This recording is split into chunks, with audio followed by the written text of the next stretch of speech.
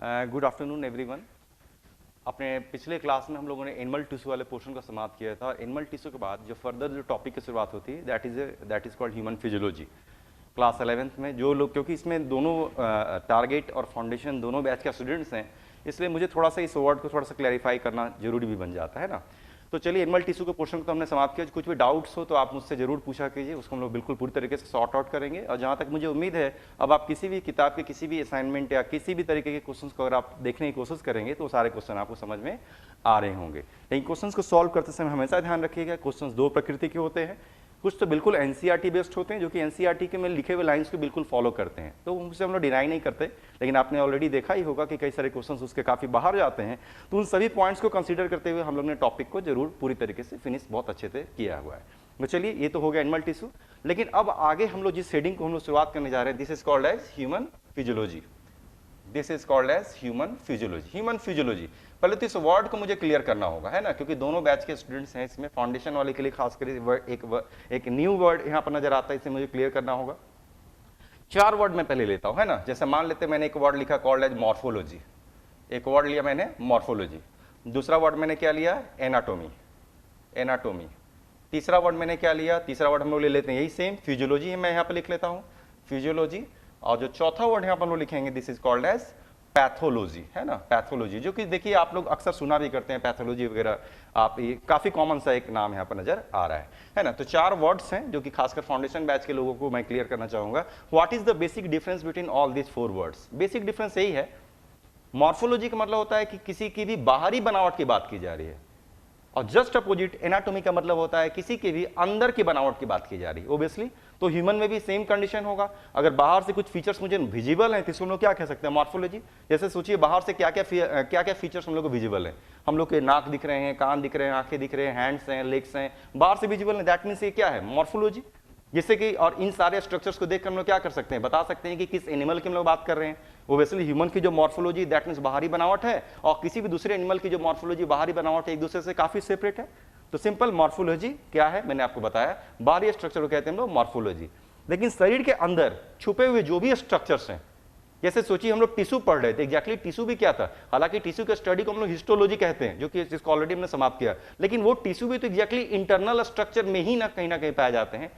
तो टिश्यू के स्टडी को भले हिस्टोलॉजी कहेंगे, लेकिन कहीं ना कहीं वो भी क्या था, एनाटॉमी। दैट मीन्स अंदरूनी बनावट की हम लोग बात कर रहे थे। लेकिन रियल तरीके से देखा जाए तो यहाँ पे एनाटॉमी का मतलब क्या है, शरीर के अंदर के ऑर्गन से किसी भी स्ट्रक्चर की बनावट। सपोज कीजिए एक समय आएगा जब हम लोग हार्ट का स्ट्रक्चर पढ़ेंगे, लंग्स का स्ट्रक्चर देखेंगे, अभी हम लोग एलिमेंट्री कैनाल, डाइजेस्टिव सिस्टम, कई सारे ग्लैंड्स का स्ट्रक्चर देखेंगे, तो इंटरनल किसी भी स्ट्रक्चर को देखेंगे, उसकी बात की जाएगी, this is called as anatomy. तो 2 बेसिक वर्ड मैंने डिफरेंस बताया, बाहरी बनावट कॉल्ड मॉर्फोलॉजी, अंदर की बनावट कॉल्ड एनाटॉमी। उसी तरीके से देखिए 2 और वर्ड यहाँ पे दिख रहे हैं, एक का नाम है फिजियोलॉजी, एक का नाम है pathology. What is the basic difference? दोनों का मतलब फंक्शन होता है ना, चाहे फिजियोलॉजी हो या पैथोलॉजी हो, दोनों का मतलब क्या होता है, फंक्शन की बात कर रहे हैं। लेकिन फिजियोलॉजी का मतलब होता है नॉर्मल फंक्शन, और पैथोलॉजी का मतलब होता है एबनॉर्मल फंक्शन, है ना। तो फिजियोलॉजी मींस होगा नॉर्मल फंक्शन, पैथोलॉजी मींस होगा एबनॉर्मल फंक्शंस। तो देखिए इस वर्ड के मतलब को भी हमने यहां पर क्या किया, आपको क्लियर कर दिया कि सारों वर्ड्स के क्या क्या मतलब होते हैं।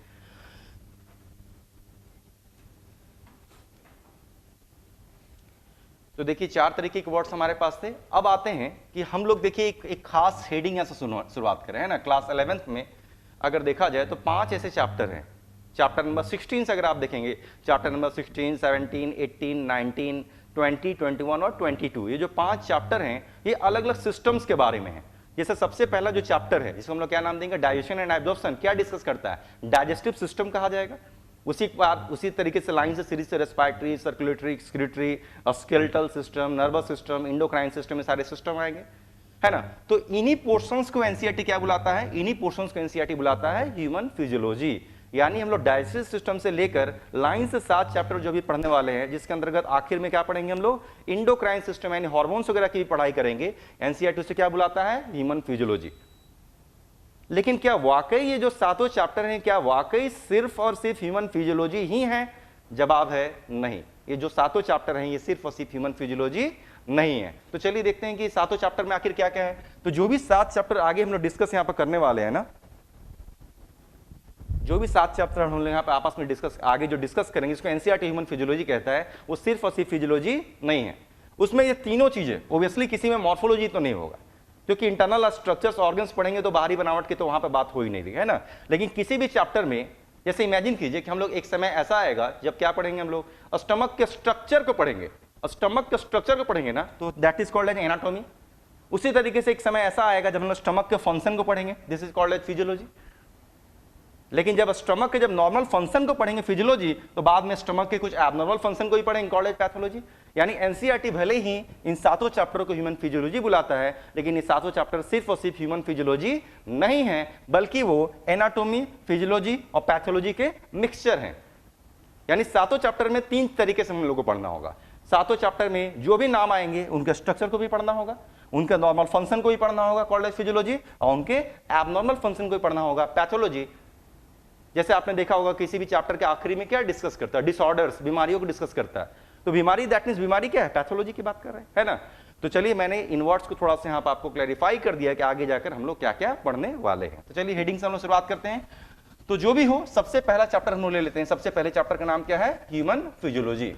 सॉरी, ह्यूमन फिजियोलॉजी मैं कह रहा हूं, ह्यूमन फिजियोलॉजी में सबसे पहले चैप्टर का नाम क्या है, digestion and absorption. Digestion and absorption, simple भाषा में इसको क्या कहा जाता है, सिंपल भाषा में इसको लोग डाइजेस्टिव सिस्टम भी कहते हैं। सिंपल भाषा में लोग इसको डाइजेस्टिव सिस्टम भी कहते हैं। तो चलिए इसकी हम लोग शुरुआत तो करने जा रहे हैं, लेकिन शुरुआत करने से पहले थोड़ा सा मैं आपको हिंट दे देता हूं। अभी तक जो पोर्शन आपने टिश्यू ऑलरेडी पढ़ाई किया हुआ है, टिश्यू को पढ़ने का जो अंदाज या तरीका था और जो अभी जो आगे हम लोग पढ़ेंगे, दोनों के तरीके में काफी भिन्नता आएगी। ओबियसली इसमें कोई शक नहीं कि जिस टिश्यू को हम लोग ने ऑलरेडी समाप्त किया उसमें स्ट्रक्चर दरअसल ज्यादा मायने रखता था। अगर आपने देखा होगा तो पहले किसी भी टिश्यू के स्ट्रक्चर को हम लोग काफी डिटेल में खत्म करते थे, और तब जाकर हम लोग थोड़ा सा फंक्शन इलैबोरेट करते थे कि ऐसा स्ट्रक्चर है तो क्या करता होगा, और फिर मुख्यतः वहां पर एग्जाम्पल्स हम लोग को याद रखने थे। तो टिश्यू को पढ़ने का अंदाज थोड़ा अलग था, लेकिन अभी से लेकर जो भी चैप्टर्स हम लोग के आएंगे ना, इनके पढ़ने का अंदाज बिल्कुल अलग है।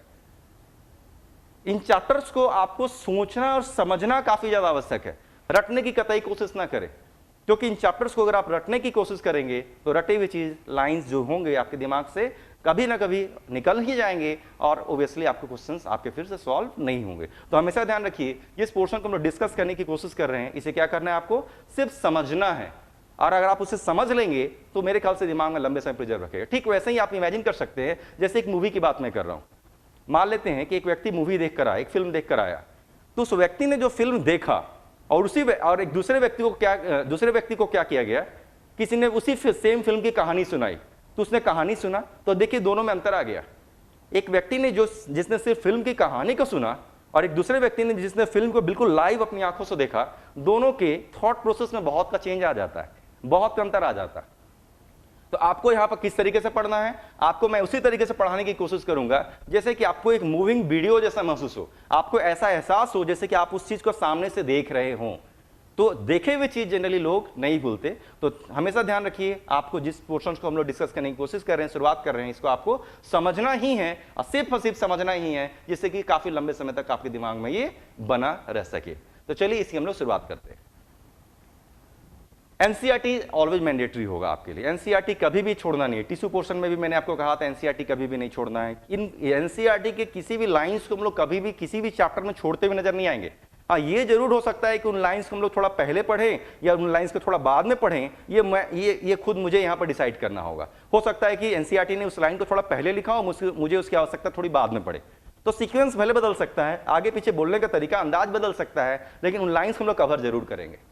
लेकिन सिर्फ और सिर्फ एनसीईआरटी, फिर से आंसर वही, सिर्फ और सिर्फ एनसीईआरटी के लाइंस रट जाने से काम नहीं चलेगा, उसे समझना होगा। और एनसीईआरटी के हर एक लाइन को समझने के लिए हो सकता है कि कहीं कहीं हम लोग काफी ज्यादा एनसीईआरटी से बाहर निकले हुए नजर आए, यानी भले आपको ये नजर आए कि हम लोग एनसीईआरटी से काफी ज्यादा बाहर मूव कर गए हैं, लेकिन बावजूद इसके वो कहां पर होंगे, वो क्वेश्चंस आपसे पूछे जाते हैं, सारे किताबों में भी मिलेंगे, और खुद जो नीट के एग्जाम्स भी होते हैं उसमें भी क्वेश्चन मिलते हैं। और अगर उन लाइंस को हम लोग नहीं पढ़ेंगे तो दिमाग में कॉन्सेप्ट ही नहीं बनेगा, और कॉन्सेप्ट नहीं बनेगा तो क्वेश्चन सॉल्व नहीं होंगे।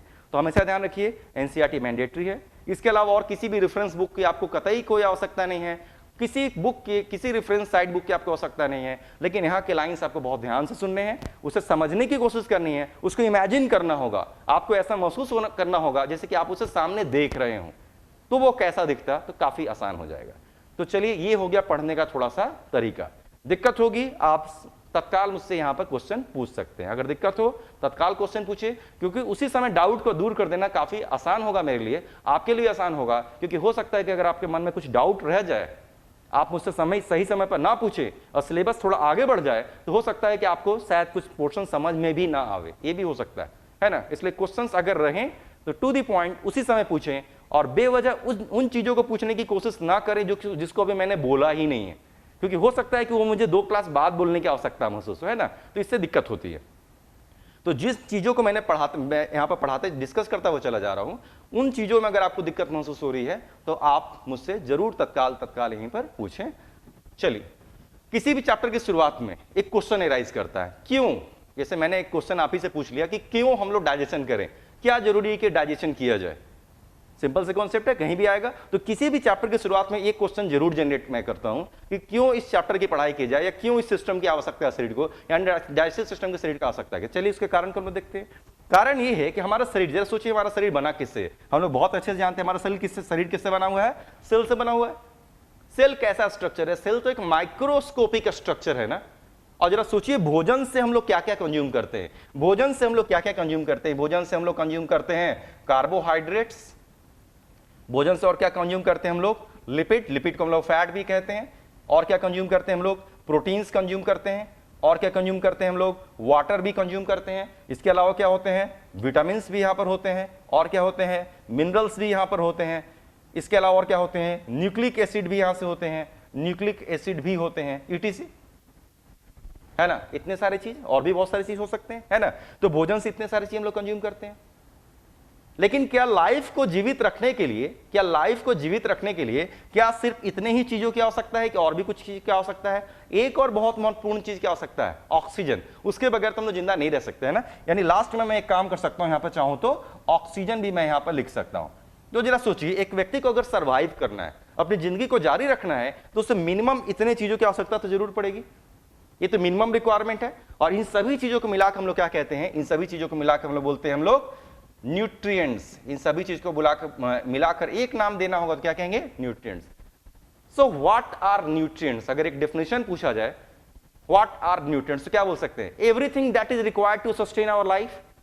जिंदगी को जीवित रखने के लिए, जिंदगी को चलाने के लिए वो हर चीज जिसकी हमें आवश्यकता पड़ेगी, चीजों को मिलाकर एक साथ क्या कहेंगे, उसे हम न्यूट्रिएंट्स कहेंगे। तो क्या carbohydrate, lipid, protein, water, vitamins, minerals, nucleic acid, oxygen, क्या ये सारे न्यूट्रिएंट्स नहीं है। अब आप कहेंगे ऑक्सीजन तो गैस है, ये तो न्यूट्रिएंट नहीं है। बिल्कुल, ऑक्सीजन न्यूट्रिएंट भी है, ऑक्सीजन गैस तो है ही, लेकिन ऑक्सीजन को न्यूट्रिएंट भी कहते हैं। क्यों कहते हैं, क्योंकि ऑक्सीजन के बगैर व्यक्ति जिंदा नहीं रह सकता। और न्यूट्रिएंट्स का जो डेफिनेशन है यही कहता है, न्यूट्रिएंट का डेफिनेशन में लिखा गया है कि everything that is required to sustain life. जिंदगी को जारी रखने के लिए जिन भी चीजों की आवश्यकता पड़ेगी, उन सभी के मिक्सचर को हम लोग क्या बुलाते हैं, न्यूट्रिएंट। यानी इसके डेफिनेशन को अगर फॉलो किया जाए, न्यूट्रिएंट्स के डेफिनेशन को, तो ऑक्सीजन भी एक न्यूट्रिएंट साबित होगा। लेकिन जो भी हो, मान लेते हैं इन न्यूट्रिएंट्स को क्या किया हमने, शरीर के अंदर ले गए। ओब्वियसली जितने भी ऊपर के न्यूट्रिएंट्स आपको दिख रहे हैं, इसको ले जाने का तरीका क्या होगा, माउथ के जरिए अंदर ले जाएंगे। और जो सबसे आखिरी का न्यूट्रिएंट है, ओब्वियसली उसको साम लो एयर, हवा के रास्ते, लंग्स के जरिए अंदर की तरफ ले जाएंगे। चलिए अंदर तो ले गए, लेकिन अंदर जाने के बाद क्या, यानी इमेजिन कीजिए कि सारे कंटेंट्स कहां पर पहुंच गए हैं, शरीर के अंदर पहुंच गए। लेकिन शरीर के अंदर जाने के बाद इनका क्या किया जाएगा। अगर इसमें से देखा जाए तो जो वाटर है, विटामिन्स है, वाटर, विटामिन्स, मिनरल्स, इनको क्या करना होगा, वाटर, विटामिन्स और मिनरल्स को शरीर को तोड़ने की कोई आवश्यकता नहीं पड़ रही। यानी कि जिस तरीके से, जिस रूप में मैंने वाटर को, मिनरल्स को और विटामिन्स को बाहर से हमने कंज्यूम किया है, शरीर के जो सेल है ना, ये उसे इसी रूप में एक्सेप्ट कर लेंगे। उसी तरीके से वही हालचाल किसकी है, वही हालचाल ऑक्सीजन की भी है। ऑक्सीजन भी शरीर के सेल के अंदर इसी रूप में उसको एक्सेप्ट कर लिया जाएगा। लेकिन अगर आप ध्यान से देखें तो जो बच गए, कार्बोहाइड्रेट बच गया, लिपिड बच गए, प्रोटीन्स बच गए, और एक क्या बचा हुआ दिख रहा है, न्यूक्लिक एसिड। ये किस रूप में शरीर के अंदर जाते हैं, ये काफी बड़े साइज के रूप में अंदर जाते हैं। बड़े साइज के मॉलिक्यूल्स को क्या बुलाते हैं, बड़े साइज के मॉलिक्यूल्स को बुलाते हैं मैक्रो मॉलिक्यूल्स। तो इमेजिन कीजिए इन सारी चीजों को, कार्बोहाइड्रेट, लिपिड, प्रोटीन और न्यूक्लिक एसिड, जो कि मैक्रो मॉलिक्यूल्स हैं, क्योंकि वो खुले आंखों से बहुत अच्छे से विजिबल हैं। तो जरा सोचिए, जब शरीर के अंदर ये मैक्रो मॉलिक्यूल्स जब जाएंगे हमारे एलिमेंट्री कैनाल के रास्ते, और तो क्या जब शरीर के अंदर पहुंचेंगे तो क्या हमारे शरीर के सेल इन मैक्रोमोलिक्यूल्स को, कार्बोहाइड्रेट, लिपिड, प्रोटीन और न्यूक्लिक एसिड को, क्या इसी रूप में एक्सेप्ट करेंगे? जवाब है नहीं कर सकते। क्यों? क्योंकि एक माइक्रोस्कोपिक स्ट्रक्चर के अंदर एक माइक्रोस्कोपिक स्ट्रक्चर को ही प्रवेश कराया जा सकता है ना। सेल क्या है? सेल एक माइक्रोस्कोपिक स्ट्रक्चर है। तो क्या एक माइक्रोस्कोपिक स्ट्रक्चर के अंदर क्या ऐसे बड़े साइज के मैक्रोस्कोपिक स्ट्रक्चर को प्रवेश कराया जा सकता है? बिल्कुल नहीं कराया जा सकता। तो करना क्या होगा? ये जो मैक्रोस्कोपिक स्ट्रक्चर है, जिसको हम लोग मैक्रोमोलिक्यूल्स भी कहते हैं, इसे क्या करना होगा? छोटे छोटे टुकड़ों में तोड़ देना होगा, आखिरी रूप में तोड़ देना होगा। और उन आखिरी रूपों को हम लोग क्या कहते हैं? उसे हम लोग माइक्रोमोलिक्यूल्स कहेंगे या माइक्रोस्कोपिक स्ट्रक्चर्स कहेंगे। तो जरा सोचिए, हमारे एलिमेंट्री कैनाल में क्या होगा? कार्बोहाइड्रेट को माइक्रोस्कोपिक रूप में तोड़ा जाएगा, क्या बनेगा? ग्लूकोज, फ्रक्टोज, गैलेक्टोज बनाएंगे। उसी तरीके से लिपिड को तोड़ेंगे तो क्या बनाएंगे? फैटी एसिड, ग्लिसरॉल बनाएंगे। उसी तरीके से प्रोटीन तोड़कर क्या बनाएंगे? एमाइनो एसिड बनाएंगे। उसी तरीके से न्यूक्लिक एसिड तोड़कर क्या बनाएंगे? कई सारे चीज बनेंगे, जैसे फॉस्फोरिक एसिड होगा, नाइट्रोजन बेस होगा, शुगर होगा, ये सारे चीज बनेंगे। और कार्बोहाइड्रेट, लिपिड, प्रोटीन और न्यूक्लिक एसिड को तोड़कर जितने भी चीज माइक्रोस्कोपिक बनेंगे, क्या अब वो इस सेल के अंदर प्रवेश करेंगे? बहुत आसानी से प्रवेश करेंगे। क्यों? क्योंकि अब वो भी माइक्रोस्कोपिक हो गए हैं। यानी माइक्रोस्कोपिक सेल के अंदर सिर्फ माइक्रोस्कोपिक स्ट्रक्चर को ही प्रवेश कराया जा सकता था। और यही वजह है इन बड़े साइज के मॉलिक्यूल्स को क्या करना होगा? तोड़ना होगा। और तोड़ने के लिए किस सिस्टम की जरूरत पड़ेगी? तो तोड़ने के लिए जरूरत पड़ेगी डाइजेस्टिव सिस्टम की आवश्यकता पड़ेगी। तो तोड़ने के लिए डाइजेस्टिव सिस्टम की आवश्यकता पड़ेगी। चलिए, ये हो गया एक छोटा सा बेस। मुझे इसलिए बताने की जरूरत है क्योंकि इसमें फाउंडेशन के भी स्टूडेंट्स हैं और फाउंडेशन के स्टूडेंट्स के लिए शायद एक नया चीज हो सकता था, इसलिए मैंने बताया। चलिए थोड़ा और इसको मैं इलेबरेट करता हूं। यानी डाइजेशन क्यों करेंगे? क्योंकि एक माइक्रोस्कोपिक सेल के अंदर माइक्रोस्कोपिक स्ट्रक्चर को प्रवेश कराना था, इसलिए इनको तोड़ना, दैट मींस डाइजेस्ट करना जरूरी था। इसको तो मैंने बता दिया। लेकिन कईयों के दिमाग में अब एक बात यहां पर घूम रही होगी कि हम लोग भोजन में कार्बोहाइड्रेट खाते हैं, लिपिड खाते हैं, प्रोटीन खाते हैं, ये तो हम लोग को पता है कि खाते हैं, लेकिन न्यूक्लिक एसिड भी खाते हैं। क्या वाकई न्यूक्लिक एसिड जैसा कोई चीज हम लोग खाते हैं? कई लोग सोचते हैं। यार आप खुद सोच कर देखिए कि आपने कभी इमेजिन किया है कि न्यूक्लिक एसिड कहां से चला आया, कहां से खा लिया? कार्बोहाइड्रेट का स्रोत तो आपको पता है कि हम लोग क्या क्या खाते हैं, लिपिड का स्रोत भी आप जानते हैं क्या क्या खाते हैं, प्रोटीन के स्रोत भी आप जानते हैं क्या क्या खाते हैं, लेकिन क्या न्यूक्लिक एसिड का स्रोत आप जानते हैं कि क्या क्या खाते हैं?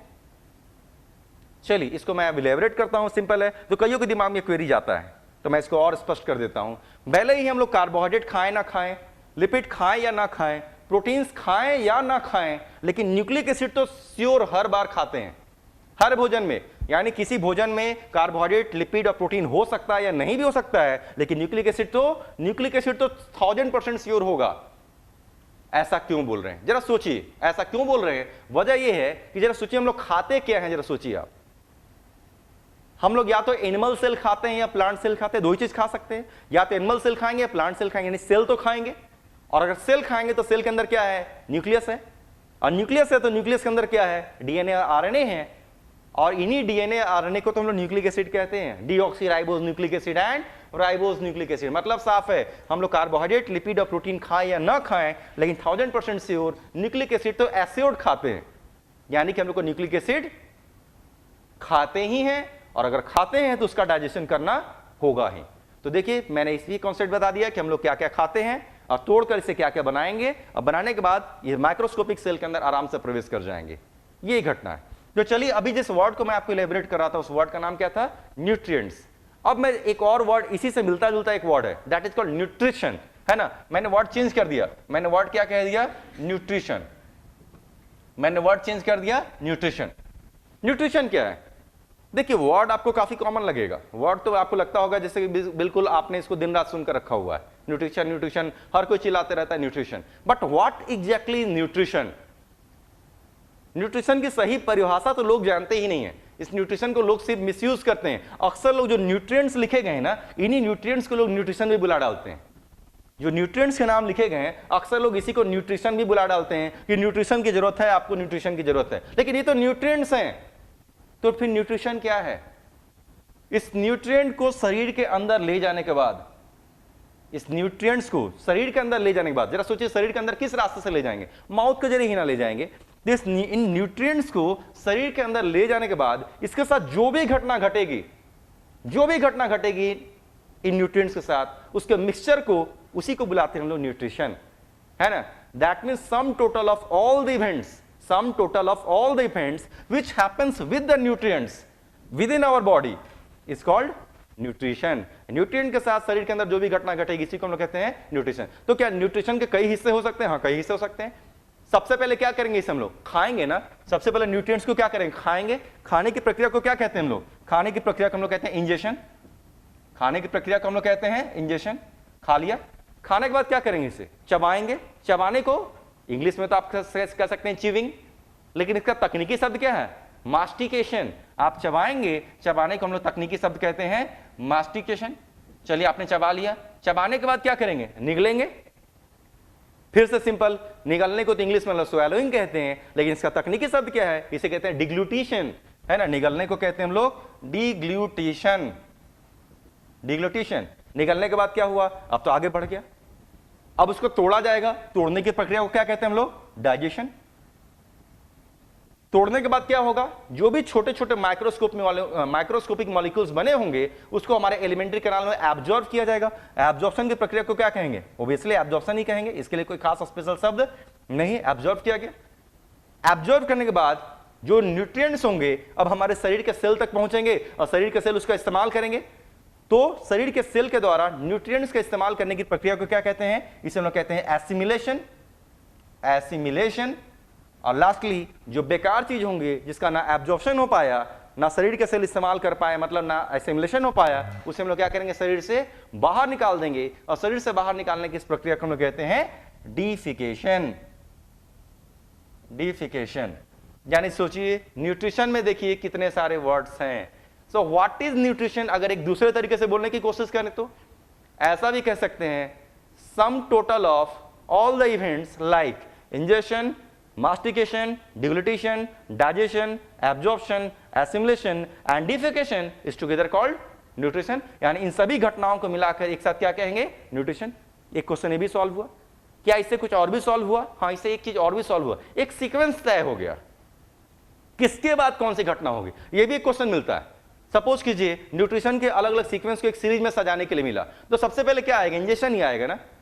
पहले मुंह के अंदर ले जाएंगे, फिर उसको चबाएंगे, फिर उसको निगलेंगे, फिर उसको पचाएंगे, फिर उसको एब्जॉर्ब सोखेंगे, फिर शरीर के सेल उसका इस्तेमाल करेंगे और बेकार चीज को निकाल देंगे। तो एक सीरीज पचाने का भी क्वेश्चन आता है। क्या उल्टा हो सकता है? नहीं ना।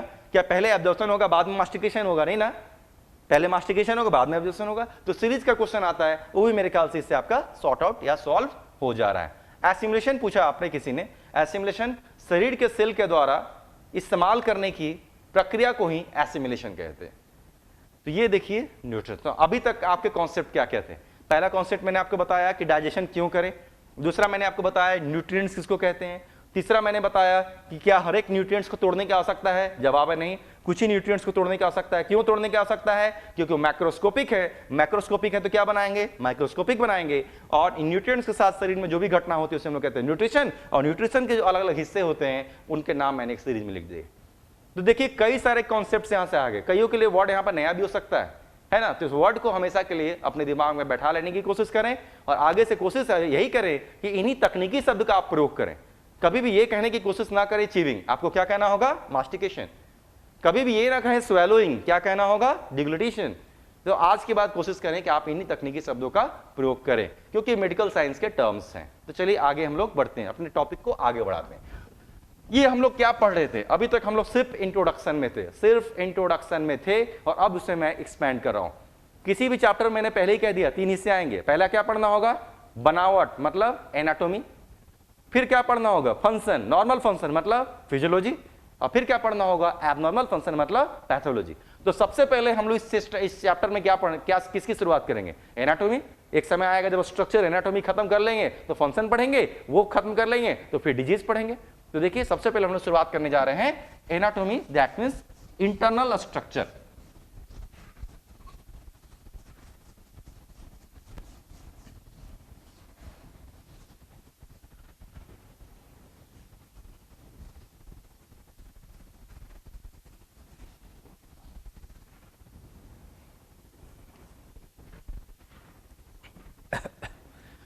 चलिए शुरुआत करते हैं। मैं फिर से हेडिंग लिख लेता हूं, डाइजेस्टिव सिस्टम, है ना। Digestive system. इस डाइजेस्टिव सिस्टम को हम लोग क्या करेंगे ना, 2 हिस्से में डिवाइड कर रहे हैं। डाइजेस्टिव सिस्टम को हम लोग क्या कर रहे हैं? पहले 2 हिस्से में डिवाइड कर रहे हैं। एक हिस्से में क्या लिखेंगे? एक कैनाल, आप भी जानते हैं एक ट्यूब है जिसकी ओपनिंग, जिसकी शुरुआत कहां से होती है? माउथ से, अंत कहां पर होता है? एनस तक। तो माउथ से एनस के बीच में एक लंबी सी एक ट्यूब है, इस ट्यूब को क्या कहते हैं? इस ट्यूब को हम लोग कहते हैं एलिमेंट्री कैनाल। और इसी एलिमेंट्री कैनाल से क्या क्रॉस करेगा? इसी एलिमेंट्री कैनाल से तो भोजन क्रॉस करेगा। लेकिन जब इस एलिमेंट्री कैनाल से जब भोजन क्रॉस करेगा तो इसको क्या करने की जरूरत पड़ेगी? डाइजेस्ट करने की जरूरत पड़ेगी ना। तो दूसरी तरफ हम लोग क्या लिखेंगे? Digestive glands. दूसरी तरफ लिखेंगे डाइजेस्टिव ग्लैंड्स। तो देखिए डाइजेस्टिव सिस्टम को मैंने पहले तो दो, पहला एलिमेंट्री कैनाल और दूसरा है डाइजेस्टिव ग्लैंड्स। यहां से भोजन पास करेगा और जब भोजन पास करेगा तो उसको पचाने के लिए ग्लैंड्स होंगे। लेकिन जो ग्लैंड्स है फिर से दो तरीके के हैं। ये जो ग्लैंड्स है क्या है? ये ग्लैंड्स फिर से दो तरीके के हैं, क्योंकि कुछ ग्लैंड्स तो ऐसे हैं जो कि खुद एलिमेंट्री कैनाल के वॉल में ही छुपे हुए हैं। इमेजिन कीजिए एलिमेंट्री कैनाल के वॉल में ही है। तो चलिए पहले मैं लिखता हूं glands in the wall of alimentary canal, glands in the wall of alimentary canal. लेकिन कुछ ग्लैंड्स ऐसे भी हैं जो कि इस एलिमेंट्री कैनाल के वॉल में नहीं है बल्कि उसके अगल बगल हैं। तो वैसे ग्लैंड्स को हम लोग क्या बुलाते हैं? वैसे ग्लैंड्स को हम लोग बुलाते हैं एसोसिएटेड ग्लैंड्स। वैसे ग्लैंड्स को बुलाएंगे एसोसिएटेड ग्लैंड्स। यानी ग्लैंड्स जो डाइजेस्टिव ग्लैंड थे उसको कितने से डिवाइड किया? दो, जो वॉल में छुपे हुए हैं और जो अगल बगल हैं। तो चलिए कुछ एग्जांपल तो लिख लेना चाहिए। जरा सोचिए एलिमेंट्री कैनाल के वॉल में छुपे हुए कौन कौन से ग्लैंड है? जब स्टमक आएगा ना तो स्टमक के अंदर जो ग्लैंड्स होंगे उसको हम लोग क्या नाम दिया करेंगे? उसका नाम दिया करेंगे गैस्ट्रिक ग्लैंड्स। उसी तरीके से जब ड्यूडेनम आएगा ना तो ड्यूडेनम की ग्लैंड में भी, ड्यूडेनम की जो वॉल होगी ना उसमें भी ग्लैंड छुपे हुए हैं, उसका नाम रखेंगे हम लोग ब्रूनर्स ग्लैंड। नाम को कैच कीजिए, है ना। अगर किसी को दिक्कत है तो नाम को अच्छे से कैच कीजिए और ये भी दिमाग में रखने की कोशिश कीजिए कि वो नाम कहां पढ़ना होगा। तो मैंने क्या कहा? जब स्टमक आएगा तो क्या पढ़ेंगे? गैस्ट्रिक ग्लैंड्स पढ़ेंगे। वैसे ही ड्यूडेनम नाम का जब स्ट्रक्चर आएगा तो उसके वॉल में क्या छुपे मिलेंगे? ब्रूनर्स ग्लैंड छुपे हुए मिलेंगे। वैसे ही जब जेजुनम और इलियम नाम का जब हिस्सा आएगा तो उसके वाल में भी ग्लैंड्स छुपे होंगे, उसको हम लोग क्या नाम देंगे? उसका नाम देंगे crypts of Lieberkuhn. Crypts of Lieberkuhn. तो देखिए एलिमेंट्री कैनाल के वाल में छुपे हुए यही तीन ग्लैंड्स हैं जिससे हम लोग का सामना होगा। तो स्टमक के ग्लैंड है, ड्यूडेनम के ग्लैंड है और जेजुनम इलियम के ग्लैंड है। लेकिन ड्यूडेनम के वाल में जो ग्लैंड है नाम है ब्रूनर्स ग्लैंड। जेजुनम इलियम के वाल में जो ग्लैंड है उसका नाम क्या है? Crypts of Lieberkuhn. लेकिन आखिर ड्यूडेनम के वाल के, ड्यूडेनम मतलब क्या है? Small intestine. जेजुनम इलियम ये भी क्या है? Small intestine. यानी ब्रूनर्स ग्लैंड और क्रिप्ट्स ऑफ लिबरकुन को मिलाकर अगर एक नाम देना होगा तो दोनों को क्या कह सकते हैं हम लोग? दोनों को मिलाकर हम लोग कह सकते हैं इंटेस्टाइनल ग्लैंड। समझ में आया कुछ? आसान सा चीज है। स्टमक में होगा गैस्ट्रिक ग्लैंड, लेकिन उसके बाद क्या है? ड्यूडेनम में है ब्रूनर्स ग्लैंड और जेजुनम इलियम में है क्रिप्ट्स ऑफ लिबरकुन। तो ड्यूडेनम हो या जेजुनम इलियम हो, दोनों मिलाकर क्या कहते हैं? Small intestine. यानी स्मॉल इंटेस्टाइन के ड्यूडेनम का ग्लैंड है, जेजुनम इलियम का ग्लैंड है, इसलिए दोनों को मिलाकर एक साथ नाम देंगे तो कहेंगे इंटेस्टाइनल ग्लैंड। देखिए अक्सर लोग इस मामले में फंस जाते हैं। अक्सर लोग इंटेस्टाइनल ग्लैंड जैसे ही पूछता है लोग आंसर दे बैठते हैं क्रिप्ट्स ऑफ लिबरकुन। इसमें कोई शक नहीं कि ये इंटेस्टाइनल ग्लैंड है क्रिप्ट्स ऑफ लिबरकुन, लेकिन क्या ये सिर्फ क्रिप्ट्स ऑफ लिबरकुन ही इंटेस्टाइनल ग्लैंड है? जवाब नहीं। अगर आप क्रिप्ट्स ऑफ लिबरकुन जो कि जेजुनम इलियम में है इसके साथ ड्यूडेनम की वॉल में छुपे ब्रूनर्स ग्लैंड को भी जोड़ दें तब जाके मिला के एक नाम पड़ेगा, that is called intestinal gland. तो वर्ड को कैच कीजिए, देखिए डिफरेंस कैसे आता है। लेकिन कुछ ग्लैंड्स कैसे हैं इसके भी एग्जांपल देखने होंगे।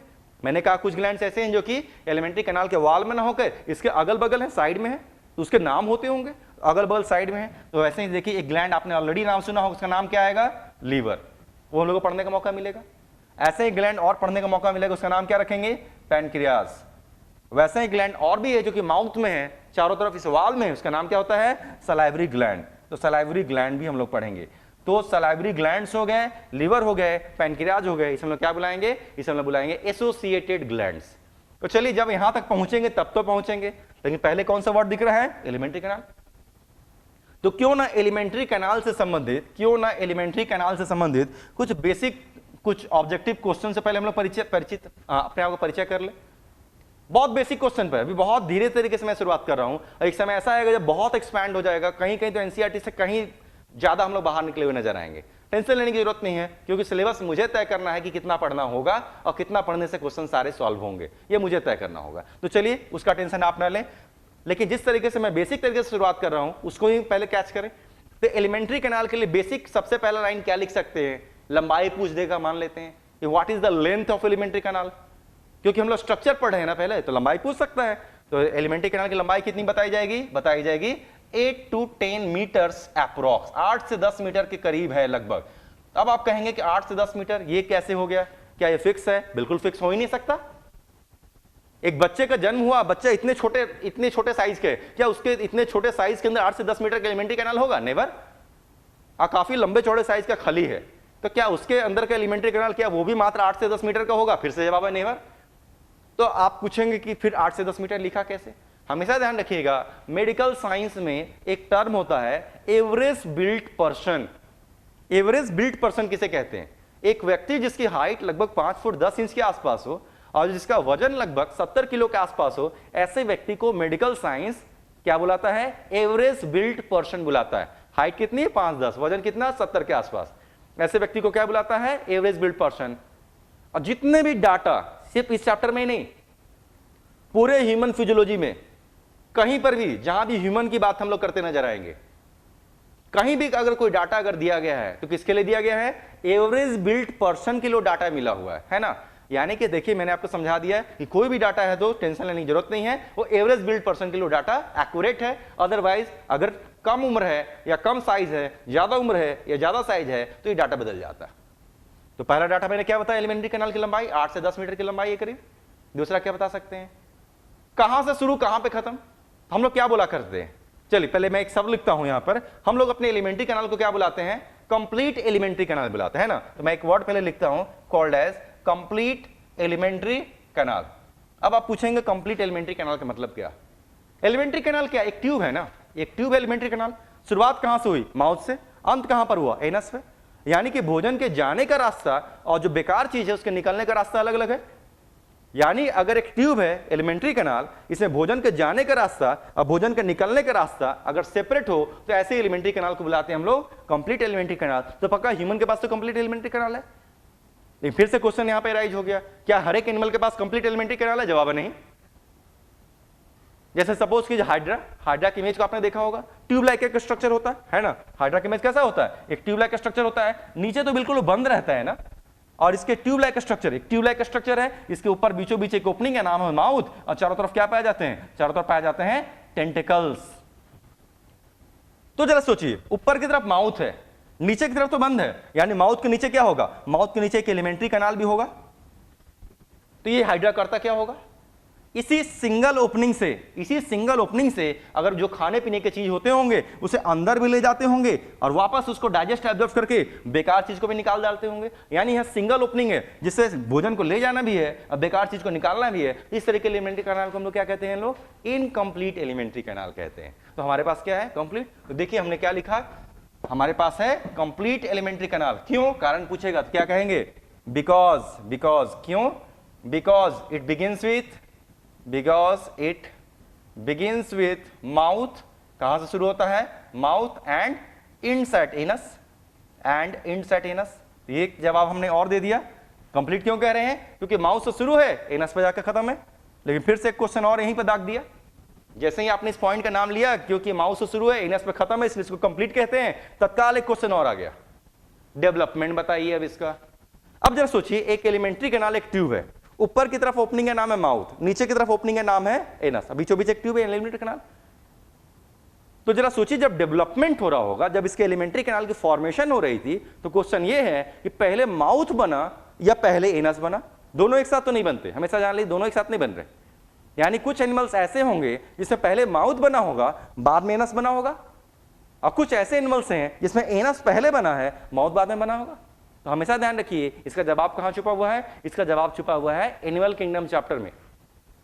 कई सारे फाइलम वहां आते हैं, कईयों ने शायद उस फाइलम के नाम को सुनकर भी रखा होगा, नहीं भी सुना है तो मैं तेजी से एक बार बोलता हूं, और टेंशन लेने की कतई कोई आवश्यकता नहीं है, क्योंकि जब एनिमल किंगडम पोर्शन आएगा तब आप मेरे इन वर्ड्स को बहुत अच्छे से, ये भी कॉन्सेप्चुअल है, एनिमल किंगडम भी रट्टू पोर्शन नहीं है ना। एनिमल किंगडम जिस तरीके से मुझे जानकारी है, जिस तरीके से मैं उसे पढ़ाता हूं, या मैंने खुद समझा हुआ है, जो एनिमल किंगडम पोर्शन है वो भी रट्टू पोर्शन नहीं है, वो भी कॉन्सेप्चुअल पोर्शन है। यानी इसका जवाब वहां पर। लेकिन चलिए टेंशन नहीं लेना, पहले मैं कुछ एनिमल किंगडम के फाइलम का नाम कईयों को याद दिला देता हूं, कईयों को याद भी होगा। क्या क्या फाइलम आएंगे? पॉरीफेरा। एनिमल किंगडम में कभी भी यूनिसेलुलर एनिमल्स नहीं आते, सारे मल्टीसेलुलर ही आते हैं। तो कहां से शुरुआत करेंगे? Phylum Porifera, Coelenterata, Ctenophora, Platyhelminthes, Aschelminthes, Annelida, Arthropoda, Mollusca, Echinodermata, Hemichordata और फिर कॉर्डाटा। तो ये जितने भी फाइलम है आपको एनिमल किंगडम में डिटेल में पढ़ने का मौका मिलेगा। हमेशा ध्यान रखिए आखिरी के जो 3 फाइलम है, इखाइनोडर्माटा, हेमिकॉर्डाटा और कॉर्डाटा, आखिरी के 3 फाइलम इखाइनोडर्माटा, हेमिकॉर्डाटा और कॉर्डाटा, इनमें जो एलिमेंट्री कैनाल है ना, उसमें एनस पहले बना था, बाद में माउथ बना था। उसको छोड़ दें तो बाकियों में क्या हुआ होगा, पहले माउथ बना था, बाद में एनस बना था। यानी आखिरी के 3 फाइलम में क्योंकि पहले एनस बना था, बाद में माउथ बना था, इस तरीके के डेवलपमेंट को क्या कहते हैं, इसे कहते हैं ड्यूटेरोस्टोमस इन डेवलपमेंट। तो चलिए अगला वर्ड मुझे मिल गया लिखने के लिए, क्या लिख सकता हूं मैं यहां पर, कंप्लीट एलिमेंट्री कैनाल है, माउथ भी है, एनस भी है, लेकिन एनस क्या है, पहले डेवलप होगा। मैं लिखने जा रहा हूं because anus develops first, anus क्या हुआ, पहले बना, because anus develops first, that is क्या कहेंगे, इसको कहते हैं ड्यूटेरोस्टोमस, ड्यूटेरोस्टोमस इन डेवलपमेंट। ये हमेशा ध्यान रखना है, ये क्वेश्चन भी इस चैप्टर मिल जाएगा आपको।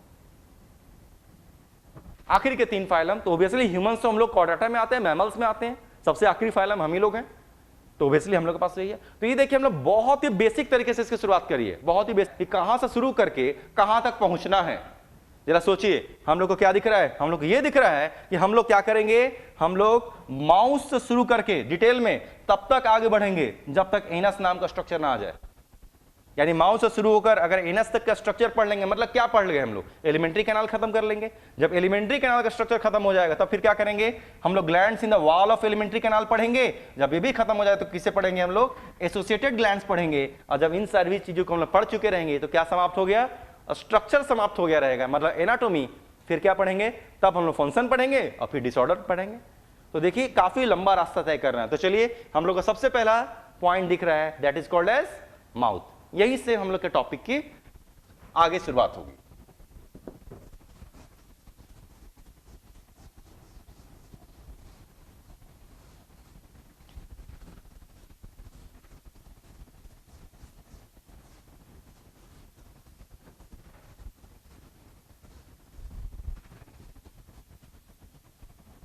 चलिए पहला वर्ड हो गया माउथ, पहला वर्ड मैंने लिखा माउथ। अब आपको लग रहा होगा ये भी क्या कुछ ये भी क्या कुछ डिस्कस करने की चीज है, बिल्कुल डिस्कस करने की चीज है। एक चीज ध्यान रखिएगा, अगर कोई भी चीज मैं फिलहाल आपसे डिस्कस कर रहा हूं, कोई भी चीज में अगर मैं फिलहाल डिस्कस कर रहा हूं, तो आपको उसका डेफिनेशन या जवाब किस चीज को दिमाग में रख के देना होगा, स्ट्रक्चर के हिसाब से देना होगा, क्योंकि हम लोग स्ट्रक्चर पढ़ रहे हैं। जब स्ट्रक्चर खत्म कर लेंगे तो सेम चीज का डेफिनेशन फंक्शन के हिसाब से भी देना होगा। अब ध्यान दीजिए अभी हम लोग स्ट्रक्चर पढ़ रहे हैं। सपोज कीजिए जैसे ही हम लोग पूछते हैं व्हाट इज माउथ, चलिए बताइए व्हाट इज माउथ, ऑब्वियस ऐसा कोई क्वेश्चन पूछेगा नहीं, लेकिन कॉन्सेप्ट तो दिमाग में होना चाहिए ना, हाजिर जवाबी तो होनी चाहिए, दिमाग काम तो करना चाहिए कि कैसे सोचें और कैसे जवाब दें।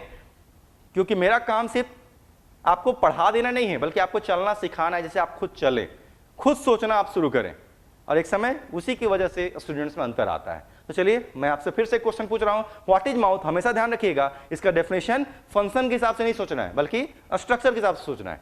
तो अगर फंक्शन के हिसाब से इसका डेफिनेशन होता है तो लोग क्या कहते हैं, एक ऐसी ओपनिंग है जिससे हम लोग भोजन को अंदर ले जाते हैं, लोग कहेंगे ये भी कोई पूछने की चीज है। लेकिन आपने डेफिनेशन जरा सोचिए किस हिसाब से दिया, आपने डेफिनेशन दिया है फंक्शन के हिसाब से, एक ऐसी ओपनिंग जिससे हम लोग भोजन को ले जाते हैं। अब मैंने क्या कहा, आपको डेफिनेशन देना है अभी स्ट्रक्चर के हिसाब से, क्योंकि अभी तो हम लोग स्ट्रक्चर पढ़ रहे हैं। तो जरा सोचिए स्ट्रक्चर के हिसाब से क्या डेफिनेशन हो सकता था। तेजी से मैं बोलता हूं, it is nothing but A transverse slit like aperture which is guarded by both lips and present below external nostril. मैंने इंग्लिश में क्या कहा, मैंने कहा कि ये एक ऐसी ओपनिंग है जो देखने में कैसी है, एक ट्रांसवर्स कटा हुआ एक हिस्सा नजर आता है। कहां पर है, अपर लिप और लोअर लिप के बीच में है, और जो एक्सटर्नल नोज या नोस्ट्रिल है इसके भी नीचे है ना। सिंपल सा, कितना आसान से डेफिनेशन था। It's a transverse slit like aperture which is guarded by lips and present below nose, nose के नीचे। कितना आसान सा है, कभी पूछेगा नहीं ऐसा कुछ, लेकिन दिमाग तो काम किया कि हाउ टू थिंक। जो दिख रहा है वही मैं बोल रहा हूं ना। अब जरा सोचिए कि माउथ का डेफिनेशन मैंने बोला, it is a transverse slit like aperture, एक ट्रांसवर्स एक कटा हुआ एक अपर्चर यानी एक ओपनिंग है। क्या ये सबको नहीं दिख रहा है, क्या ये लॉन्गिट्यूडनल कटा हुआ ओपनिंग है, नहीं, ये तो ट्रांसवर्स कटा ओपनिंग है। जो दिख रहा है वही तो मैं बोल रहा हूं। फिर मैंने कहा guarded by lips, obviously guarded by lips, इसके ऊपर में भी लिप है, अपर लिप, नीचे भी लिप है, लोअर लिप। अब मैंने कहा present below nose, present below nose, तो बिल्कुल सही है, दिख रहा है नोज के नीचे। कितना आसान से है। दैट मीन्स आपको बोलना क्या है, जो दिख रहा है वही बोलना है। इसको जबरदस्ती कुछ रटने की आवश्यकता नहीं है। तो try to explain, try to express yourself, अपने आप को आपको एक्सप्रेस करना होगा। और यही वो जगह है जहां पर एक डॉक्टर की थिंकिंग और जो नॉन मेडिकोज हैं, जो डॉक्टर्स नहीं हैं, उनकी थिंकिंग में अंतर आ जाती है। जो भी डॉक्टर्स होते हैं वो कुछ नए चीज नहीं पढ़कर पहुंचे रहते हैं, चीज तो वही पढ़ते हैं, लेकिन उस चीज को पढ़ने का तरीका, उस सोचने का तरीका और जो कॉन्सेप्ट्स हैं इतने स्ट्रांग बिल्ड होते हैं जिसका मुकाबला बाकी लोग नहीं कर पाते। और यही अंतर आपको अपने अंदर लाना है, क्योंकि यही अंतर जो स्टूडेंट्स 11th 12th के बैच में लेकर चले आते हैं उनके लिए क्वालिफाई करने के लिए बहुत बहुत आसान सा रास्ता हो जाता है, क्योंकि उनके कॉन्सेप्ट्स काफी स्ट्रांग हो गए हैं, उनको रटने की आवश्यकता नहीं है। तो इसलिए मैं आपको बता रहा हूं, आपको सोचने की शुरुआत करनी होगी, समझने की शुरुआत करनी होगी और खुद एक्सप्रेस करने आना होगा कि कैसे किसी चीज को अपने शब्दों में ढाल सके। अगर आपने वो करना सीख लिया तो रटने की नौबत खत्म हो गई। तो चलिए आगे बढ़ाते हैं। मैंने थोड़ा आपको तरीका समझा दिया कि करना क्या होगा आगे से। तो चलिए, माउथ तो खत्म हो गया, लेकिन किसी ने पूछा दिस माउथ लीड्स टू, ये जो माउथ है अंदर जाकर क्या है, इसके अंदर क्या। इस ओपनिंग का नाम माउथ, इस ओपनिंग का नाम ना माउथ था, लेकिन जब इस ओपनिंग जिसका नाम माउथ है इसके अंदर जाएंगे तो क्या मिलेगा, एक बहुत बड़ा स्पेस मिलेगा। उस स्पेस को क्या कहते हैं, उस स्पेस को हम लोग कहते हैं बक्कोफेरेंजियल कैविटी। यानी इस ओपनिंग जिसका नाम है माउथ, इसके अंदर जाएंगे तो क्या मिलेगा, एक बहुत बड़ा स्पेस मिलेगा। उस स्पेस का नाम क्या होगा, उस स्पेस का नाम होगा बक्कोफेरेंजियल कैविटी। लेकिन ये जो बक्कोफेरेंजियल कैविटी है इसको हम लोग फिर से क्या करेंगे, इस बक्कोफेरेंजियल कैविटी को डिटेल में पढ़ने के लिए हम लोग क्या करेंगे, फिर से 3 हिस्से में डिवाइड करेंगे। बक्कोफेरेंजियल कैविटी को क्या करेंगे हम लोग, फिर से 3 हिस्से में डिवाइड करेंगे। पहले मैं नाम लिखता हूं। एक हिस्सा आएगा उसका नाम हम लोग रखेंगे वेस्टिब्यूल, एक हिस्सा आएगा उसका नाम रखेंगे वेस्टिब्यूल। उसके बाद क्या आएगा, उसके बाद आएगा बक्कल कैविटी, बक्कल कैविटी। उसके बाद क्या आएगा, उसके बाद आएगा फेरेंजियल कैविटी, उसके बाद आएगा फेरेंजियल कैविटी। यानी कि जिसको हमने कहा था बक्कोफेरेंजियल कैविटी, इसके कितने हिस्से हैं, 3। वेस्टिब्यूल होंगे, बक्कल कैविटी होंगे, फेरेंजियल कैविटी होंगे। चलिए सोचते हैं कैसे, चलिए सोचते हैं कैसे। इस ओपनिंग का नाम है माउथ, इसके अंदर अगर जाएंगे तो जरा सोचिए, दांत है ना, टिथ, क्या दांत और जो लिप्स हैं उसके बीच में थोड़ा सा स्पेस है, बिल्कुल है। आगे है लिप्स और पीछे, थोड़ा ही से पीछे दांत, लेकिन उसके बीच में थोड़ा सा तो गैप है। उसी गैप को हम लोग क्या बुलाते हैं, उसी गैप को बुलाते हैं हम लोग वेस्टिब्यूल। खत्म हो गया, इतना जानने में क्या दिक्कत लगा। यानी देखिए, एक नाम से परिचय हो गया। What is vestibule, it is nothing but a very small space which is found in between lips and teeth. एक छोटा सा स्पेस जो कि दांत और लिप्स के बीच में है। खत्म हो गया। हो सकता है कोई यहीं पे एक क्वेश्चन दाग दे कि भाई इस स्पेस की जरूरत क्या थी, इस स्पेस की जरूरत क्या थी। तो आपको थोड़ी हंसी आएगी यहां पर। इसका जो, जब मैं फंक्शन आपको बताऊंगा तो काफी हास्यास्पद इसका एक आंसर है, टेम्पोररी स्टोरेज ऑफ फूड। इसी ऑप्शन को सही माना जाता है। What is the function of vestibule, answer दिया रहेगा। अगर आपसे कहीं भी क्वेश्चन मान लेते हैं, एक ऑब्जेक्टिव क्वेश्चन मिल जाए कि वेस्टिब्यूल का फंक्शन पूछे, 4 ऑप्शन रहे, आपको किसको चुनना होगा, आपको चुनना होगा टेम्पोररी स्टोरेज ऑफ फूड। अब आप बोलेंगे कि वो जो स्पेस है, छोटा सा स्पेस जो कि दांत और फोटो के बीच में है, जिसको हम वेस्टिब्यूल कहते हैं, उसमें भोजन कब स्टोर होने लगा। ठीक है, इसमें कोई शक नहीं कि वहां भोजन स्टोर नहीं रहता, लेकिन कई लोगों को आपने देखा होगा कि थोड़ी देर के लिए ही सही लोग गुल या खैनी वगैरह खाते हैं और कई लोग वहीं पर उसे स्टोर करके थोड़ी देर के लिए रखते हैं। तो एक हास्यास्पद आंसर जरूर है। हालांकि एक नॉर्मल व्यक्ति में इस वेस्टिब्यूल नाम के स्पेस का कोई फंक्शन है ही नहीं। एग्जैक्टली कहीं तो कोई फंक्शन नहीं, ऐसा भी नहीं कि बिल्कुल नहीं है, लेकिन आपके सिलेबस के लिए तो कतई नहीं है, अनावश्यक है। तो मतलब हमने स्पेस का नाम बताया वेस्टिब्यूल, और फंक्शन क्या होता है, टेम्पोररी स्टोरेज ऑफ फूड। खत्म हो गया, आगे पूछेगा नहीं, इसके आगे जानने की जरूरत भी नहीं। लेकिन जरा सोचिए उसके पीछे क्या आया। अभी तो दांत के आगे के स्पेस की बात कर रहे थे ना, लेकिन दांत के ठीक पीछे के जो स्पेस है, जो बहुत बड़ी स्पेस है, उसी स्पेस को क्या बुलाते हैं, उसी स्पेस को कहते हैं लोग बक्कल कैविटी। यानी जो पूरा बड़ा सा स्पेस दिख रहा है अंदर, इसी स्पेस को क्या बुलाते हैं, बक्कल कैविटी।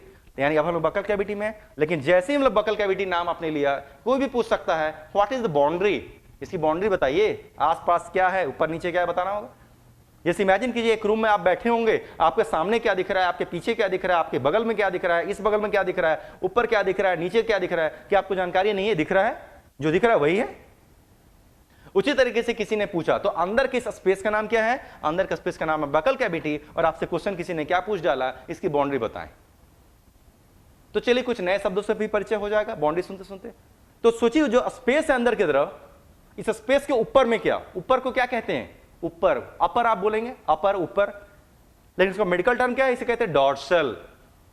मेडिकल टर्म है डॉर्सल, यानी डॉर्सली ऊपर की तरफ क्या है, तालू है, पैलेट है। डॉर्सली ऊपर की तरफ क्या है, तालू है, पैलेट है। नीचे की तरफ क्या है, नीचे को लोअर कहते हैं हम लोग, बिलो कहते हैं, लेकिन इसका तकनीकी सब क्या है, वेंट्रल, नीचे को वेंट्रल कहते हैं। तो नीचे वेंट्रल में क्या है, टंग है, और कौन होगा, तो dorsally it is palate, ventrally it is tongue. Side में पूछेगा या सामने पूछेगा क्या है, साइड को क्या कहते हैं, लैटरल, है ना, स्पेस के साइड को क्या बुलाते हैं, लैटरल। क्वेश्चन पूछा लैटरली क्या है या आगे क्या है, तो आप क्या कहेंगे, टीथ विद गम्स, दांत है और मसूड़े, और क्या रहेगा। अब पीछे क्या है, पीछे वो स्थान है जहां से भोजन को निगलते हैं, और जहां से निगलते हैं उसी को तो फेरेंजियल कैविटी कह रहे हैं हम लोग, उसी को तो फेरेंजियल कैविटी कह रहे हैं। तो पीछे फेरिंग्स है। तो देखिए एक बाउंड्री का भी क्वेश्चन यहां से सॉर्ट आउट हो रहा है कि बकल कैविटी की बाउंड्री क्या है। तो बकल कैविटी की बाउंड्री क्या है, तो देखिए शब्द मैं इसलिए पढ़ा रहा हूं, मैंने अभी सिर्फ टारगेट को देख कर मैं नहीं पढ़ा रहा हूं, ऐसा मैं इमेजिन करके आपको बता रहा हूं, जैसे कि फाउंडेशन के स्टूडेंट्स भी सुन रहे होंगे, तो इनके लिए वर्ड्स काफी नया है, इसलिए शायद उनको थोड़ा सा वक्त लगता है। तो दोनों को मैं ध्यान में रखकर पढ़ा रहा हूं, स्पीड भी है लेकिन समझाने की भी कोशिश मैं ज्यादा कर रहा हूं। तो चलिए टेंशन ना लें आप इसके लिए, हो सकता है कईयों को जानकारी हो पूरी तरीके से, होती भी है, टारगेट के लोगों को जनरली जानकारी होती है। तो चलिए बकल कैविटी में ऊपर मतलब डॉर्सल, डॉर्सली क्या है, पैलेट है। नीचे मतलब वेंट्रली क्या है, वेंट्रली टंग है। साइड मतलब लैटरली साइड में क्या है, साइड में है टीथ विथ गम्स। और पीछे बिहाइंड पीछे की तरफ क्या है, तो बिहाइंड पीछे की तरफ तो फेरिंग्स है। और इसके आगे तो मैंने बता ही दिया फेरेंजियल कैविटी, उसके पीछे का स्पेस को नाम देंगे फेरेंजियल कैविटी। जब यहां तक आएंगे तब इसको फर्दर हम लोग डिवाइड करेंगे, लेकिन फिर भी मैं यहां पर लिख जरूर देता हूं कि जो फेरेंजियल कैविटी आगे आने वाला है, यानी जहां से हम लोग भोजन को निकलते हैं उसे क्या बुलाएंगे, फेरेंजियल कैविटी। लेकिन ऐसा नहीं कि सिर्फ वही फेरिंग्स है, नोज के पीछे का नाक है ना, नोज के पीछे का जो स्पेस है उसको कहते हैं नैजोफेरिंग्स। माउथ के पीछे का जो स्पेस है उसको लोग कहते हैं ओरोफेरिंग्स, और इस गले के अंदर का जो स्पेस है इसको लोग बुलाते हैं लैरिंगोफेरिंग्स। और तीनों फेरिंग्स को मिलाकर कहते हैं फेरेंजियल कैविटी। यानी जो फेरेंजियल कैविटी है भले देखने में एक वर्ड दिखता हो, इसके फिर से कितने हिस्से हैं, 3 हिस्से होंगे। नोज के पीछे होगा तो नाम होगा नैजोफेरिंग्स, माउथ के पीछे होगा तो नाम होगा ओरोफेरिंग्स, और गले के हिस्से में होगा तो उसका नाम होगा लैरिंगोफेरिंग्स। तो ये देखिए फेरेंजियल कैविटी के 3 हिस्से हो गए। देखिए इतना सुनने से क्या फायदा मिला, फायदा ये मिला हम लोगों को, फिर से एक डायग्राम बनता हुआ दिख रहा है कि क्या क्या पढ़ना है, क्या क्या नाम डिटेल में पढ़ना है। तो देखिए हम लोग कहां से, बकोफेरेंजियल कैविटीज को मैंने सबसे पहले बताया वेस्टिब्यूल, ऑलरेडी मैंने फंक्शन बता दिया, इसमें पढ़ाने लायक कुछ है ही नहीं। लेकिन अब क्या आने वाला है, बकल कैविटी। तो बकल कैविटी में देखिए हम लोग को डिटेल में क्या क्या पढ़ना है। हम लोग को पहले डिटेल में क्या पढ़ना होगा, पैलेट, फिर डिटेल में क्या पढ़ना होगा, टंग, फिर डिटेल में क्या पढ़ना होगा, टिथ। और जब यहां टिथ तक पढ़ लेंगे उसके बाद क्या पढ़ेंगे, तब हम लोग फेरेंजियल कैविटी में जितने भी हिस्से हैं इसे डिटेल में पढ़ेंगे। तो देखिए एक सीरीज पता चलता है, इस तरीके से स्टेप बाय स्टेप आगे बढ़ने से आपको क्या पता चलता है, एक सीरीज पता चलता है कि जो भी नाम रास्ते में आएगा उसको हम लोग को पढ़ना है, डिटेल में पढ़ना है, तभी सिलेबस आगे बढ़ेगा। तो चलिए पहला चीज हम लोग यहां से क्या निकाल लेते हैं, पैलेट, फिर निकालेंगे टंग, वैसे ही टिथ। चलिए शुरुआत करते हैं, मैं इसको मिटा रहा हूं। सबसे पहले शुरुआत कर रहे हैं पैलेट। आपके लिए मैं क्वेश्चन ही पूछ देता हूं, पैलेट हिंदी में क्या कहते हैं, तालू कहते हैं, है ना। पैलेट हिंदी में क्या कह रहे हैं, तालू। फिर से मैंने क्वेश्चन एक पूछा, जरा आप सोच के देखिए क्या इसका आंसर आपको जानकारी है। मैंने आपसे क्वेश्चन पूछा व्हाट इज पैलेट, पैलेट क्या है, जरा सोच के देखिए, हमेशा ध्यान दीजिए। ये जो डेफिनेशन कैसा होना चाहिए, स्ट्रक्चर के हिसाब से डेफिनेशन बताना है आपको, फंक्शन के हिसाब से नहीं बताना, आपको स्ट्रक्चर के हिसाब से डेफिनेशन बताना है कि व्हाट इज पैलेट। जरा सोच के देखिए कि आपको इसका आंसर नोन है, नहीं पूछेगा, फिर से मैं बता रहा हूं ऐसा कोई क्वेश्चन नहीं पूछने वाला, लेकिन एक कॉन्सेप्ट तो गेन होगा कि अगर कोई नाम आएगा तो उसको कैसे सोचा जाता है, कैसे डिस्क्राइब करते हैं। क्या लगता है, कोई क्लू आया आपके दिमाग में, व्हाट इज पैलेट। मैं आपको बताता हूं what is palate. It is nothing but a partition. Palate क्या है, बस एक पार्टीशन है। सपोज कीजिए मैं अभी जिस जगह पर खड़ा हूं, क्या है वो, फ्लोर है, जमीन है, लेकिन जिस रूम में मैं खड़ा हूं उसके लिए ना फ्लोर है। लेकिन जरा सोचिए इसी रूम के नीचे जो एक रूम होगा, एक जो कमरा होगा, उसके लिए यही जिसे मैं फ्लोर कह रहा हूं वो क्या साबित हो जाएगा, रूफ साबित होगा। ये तो देखने का नजरिया है सिर्फ। तो जिस जगह से मैं देख रहा हूं मुझे वो फ्लोर नजर आ रहा है, लेकिन जिस जगह से नीचे वाले रूम से अगर सेम चीज को कोई देखे तो उसे क्या नजर आएगा, रूफ नजर आएगा ना। यानी कि जिस जगह पर मैं खड़ा हूं वो ना फ्लोर है ना ही रूफ है। मैंने देखा तो कहा फ्लोर, नीचे वाले रूम में, नीचे वाले कमरे में खड़े किसी व्यक्ति ने देखा तो उसको क्या नाम दे दिया, उसको उसने कह दिया रूफ है। तब तो लड़ाई हो जाएगी, ये फ्लोर है कि रूफ है। तो चलिए लड़ाई का कोई तो समाधान होना चाहिए। व्हाट इज समाधान, समाधान ये है it is nothing but a partition. क्या है ये? पार्टीशन है अपर रूम और लोअर रूम के बीच में। तो पैलेट भी तो वही है। इस पैलेट के ऊपर में क्या है? इस पैलेट, जिसको आप हिंदी में तालू कहते हैं, इसके ऊपर में हवा के जाने का रास्ता है, और इसी पैलेट या तालू के नीचे में भोजन के जाने का रास्ता है। यानी this palate is nothing but a partition between air passage and food passage. खत्म हो गया, डेफिनेशन है ना। पार्टीशन, पार्टीशन क्या है? डेफिनेशन है। तो देखिए पैलेट क्या है, इसका डेफिनेशन मैंने यहां पर खत्म किया, व्हाट इज पैलेट। लेकिन अब पैलेट को डिटेल में करना होगा। अब इमेजिन कीजिए, अब हम लोग क्या हेडिंग ले लिए हैं? हम लोग हेडिंग ले लिए हैं पैलेट। हेडिंग ले लिए हैं पैलेट। पैलेट में क्या क्या पूछ सकता है? पैलेट में क्या क्या पूछ सकता है? तो जिसे हम लोग तालू कह रहे हैं, जिसे हम लोग पैलेट कह रहे हैं, इमेजिन कीजिए ये मेरी तालू, ये पैलेट है। तो आप इस तालू या पैलेट के बारे में क्या समझेंगे? अगर आप इसके ऊपर टंग को मूव करके देखेंगे, अगर आप तालू या पैलेट पर अगर आप टंग को इस तरीके से मूव करके देखेंगे, तो आप पाएंगे इसका जो अगला 2/3 हिस्सा होता है ना, काफी हार्ड है। अगला 2/3 हिस्सा, 2/3 हिस्सा क्या है? काफी हार्ड है। और सिर्फ हार्ड ही नहीं है, थोड़ा सा उबड़ खाबड़ भी है, यानी काफी स्मूथ नहीं है, लगेगा जैसे कि कुछ उबड़ खाबड़ चीज को आप अपने टंग से टच कर रहे हैं। तो पैलेट का अगला जो 2/3 हिस्सा है वो कैसा है? हार्ड है। और सिर्फ हार्ड ही नहीं, उबड़ खाबड़ भी है। तो इसका नामकरण तो करना होगा। तो अगले 2/3 हिस्से को क्या कहते हैं हम लोग? Anterior 2/3 portion. अगले 2/3 पोर्शन, एंटीरियर 2/3 पोर्शन को आप क्या कहते हैं? एंटीरियर 2/3 पोर्शन को आप कहते हैं हम लोग हार्ड पैलेट। क्योंकि कैसा महसूस हो रहा है? हार्ड महसूस हो रहा है, इसलिए नाम क्या है? Hard palate. लेकिन सवाल ये कि हार्ड क्यों महसूस हो रहा है? क्योंकि अंदर बोन है। हार्ड क्यों महसूस हो रहा है? क्योंकि अंदर बोन है। और वो बोन क्या है? क्या स्मूथ है? नहीं, स्मूथ नहीं, उबड़ खाबड़ है। तभी तो उबड़ खाबड़ कुछ महसूस होता है। और उस उबड़ खाबड़ स्ट्रक्चर को क्या कहते हैं? उसे हम लोग कहते हैं पैलेटाइन रूज, है ना। तो देखिए आंसर क्या हो गया? Anterior 2/3 portion is called, anterior 2/3 portion is called hard palate, is called hard palate. And it contains, और उसमें क्या है? And it contains rough surface. क्या है उसमें? रफ सरफेस है। And it contains rough surface. और उसी रफ सरफेस को क्या कहते हैं? रफ सरफेस कॉल्ड एज, क्योंकि पैलेट में है उसे हम बुलाते हैं पैलेटाइन रूज। तो चलिए एक नया वर्ड से देखिए परिचय हो गया, रूज। एक नया वर्ड है रूज। ये वर्ड एनसीईआरटी में मिलेगा। ये जो रूज नाम का वर्ड है ये आपको एनसीईआरटी में भी मिलेगा। तो पैलेट का जो अगला 2/3 हिस्सा कैसा है? हार्ड है। हार्ड ही नहीं बल्कि उसका नाम हार्ड पैलेट तो है ही, लेकिन उसमें रफनेस है, यानी उसकी सरफेस स्मूथ नहीं है। उसे हम लोग क्या नाम दे रहे हैं? जो स्मूथ सरफेस नहीं उसको हम नाम देते हैं पैलेटाइन रूज। अब ये रूज क्या होता है? पूरे एलिमेंट्री कैनाल में कई सारे स्थान ऐसे आएंगे ना जहां पर कुछ इर्रेगुलर फोल्ड्स नजर आएंगे। एक समय आएगा जब हम लोग इसोफेगस के अंदर की वाल पढ़ेंगे ना, तो इसोफेगस के अंदर की वाल भी स्मूथ नहीं होगी। वैसे ही जब स्टमक पढ़ेंगे तो स्टमक के अंदर की सरफेस भी स्मूथ नहीं होगी, कुछ उबड़ खाबड़ होगी। वैसे ही जब रेक्टम पढ़ेंगे तो रेक्टम के अंदर की सरफेस भी स्मूथ नहीं होगी। और ऐसे ही जो सरफेस जो कि स्मूथ नहीं होते हैं उसे हम लोग क्या बुलाते हैं? उसे हम लोग रूज बुलाते हैं। उसे क्या बुलाएंगे? रूज। तो देखिए रूज मैंने लिखा। लेकिन इसी पैलेट का जो पिछला 1/3 हिस्सा है, इसी पैलेट का जो पिछला 1/3 हिस्सा, अब अगर आप उसको टंग से फील करें तो कैसा महसूस होगा? जनरली वहां टंग नहीं पहुंचता।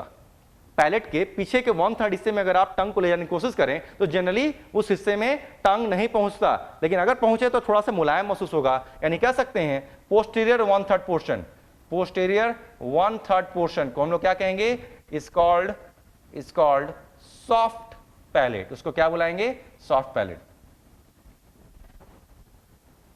लेकिन अब इसमें कुछ खास चीज है। तो अब हम लोग क्या डिस्क्राइब करने वाले हैं? सॉफ्ट पैलेट डिस्कस करेंगे कि सॉफ्ट पैलेट में क्या खास चीज है। उसके लिए मुझे एक इमेज बनाना होगा। चलिए इमेज को देखते हैं हम लोग। इमेज कैसे होगा? मान लेते हैं कि एक व्यक्ति ने माउथ खोला हुआ है। मान लेते हैं कि एक व्यक्ति ने क्या हुआ है? माउथ खोला हुआ है, लाइक दिस।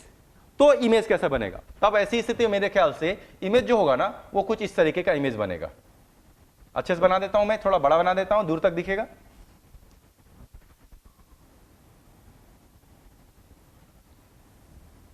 एक व्यक्ति ने अगर माउथ खोला हुआ है तो मेरे ख्याल से कुछ ऐसा ही इमेज वहां पर दिखना चाहिए। नीचे की तरफ क्या दिखेगा? नीचे की तरफ तो टंग है। ये यानी ये जो हिस्सा है क्या रिप्रेजेंट करता है? ये हिस्सा टंग को रिप्रेजेंट करता है। लेकिन ये हिस्सा क्या रिप्रेजेंट करता है? यही तो सॉफ्ट पैलेट है। क्योंकि व्यक्ति ने माउथ खोला हुआ है। व्यक्ति ने क्या किया हुआ है? माउथ खोला हुआ है। तो माउथ खुले रहने पर क्या क्या स्ट्रक्चर नजर आएंगे? माउथ खुले रहने पर बीचों बीच एक स्ट्रक्चर आपने देखा होगा, माउथ के अंदर एक बीचों बीच एक स्ट्रक्चर हैंग कर रहा है। और सिर्फ वही स्ट्रक्चर एक हैंग नहीं कर रहा, बल्कि साइड में भी इस तरफ भी और साइड में इस तरफ भी कुछ छोटे से फुले हुए हिस्से आपको नजर आएंगे, सोलन स्ट्रक्चर नजर आएंगे।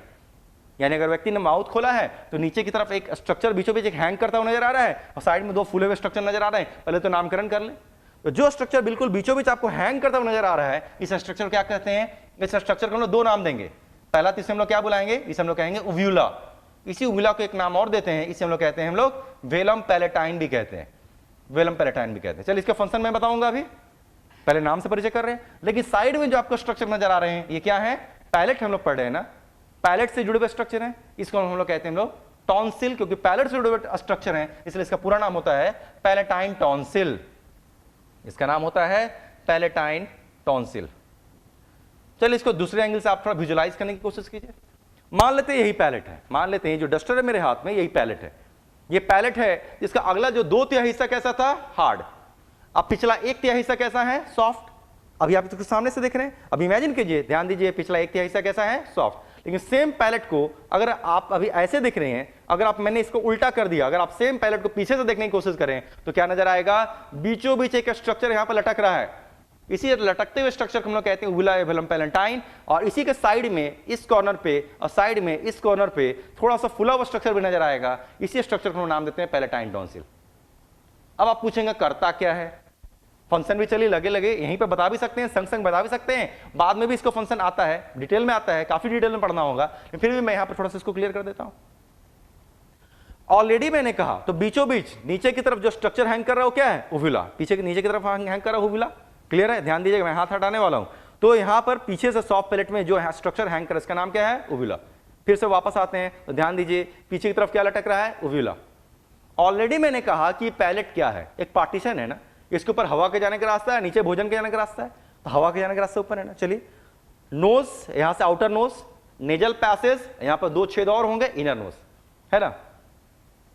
यहां पर 2 पैसेज क्या होंगे? और भी होंगे, इनर नोज। तो जो इनर नोज होते हैं, जब इस जो नीचे की तरफ जो उव्यूला नाम का स्ट्रक्चर यहां पे हैंग कर रहा है ना, इसकी कोशिश क्या होगी?